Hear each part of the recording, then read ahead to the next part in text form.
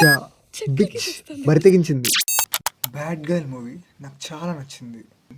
నీ పక్కన ఒక అందమైన అమ్మాయి అలా ఒక చిన్న షార్ట్ చేసుకొని కూర్చుంది. నువ్వు తను అలా చూస్తున్నావు. నీకు తన స్టోరీ చెప్పడం స్టార్ట్ చేసింది.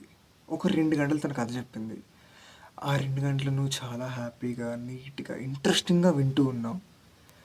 తను చెప్పిన కథలో తను రైటా, రాంగా, గుడ్డా, బ్యాడా, తను అనుకున్నట్టే తను బతుకుతుందా లేదా, ఈ జడ్జ్మెంట్లన్నీ ఒక 5 నిమిషాలు పక్కన పెట్టేస్తే ఆ 2 గంటలు నువ్వు ఒక మంచి టైం ఎంజాయ్ చేసావు. ఒక కొత్త మనిషితో పరిచయం చేసుకున్నావు. మూవీ చూసిన తర్వాత నాకు ఒకలాంటి జోన్లోకి వెళ్ళిపోయాను నేను.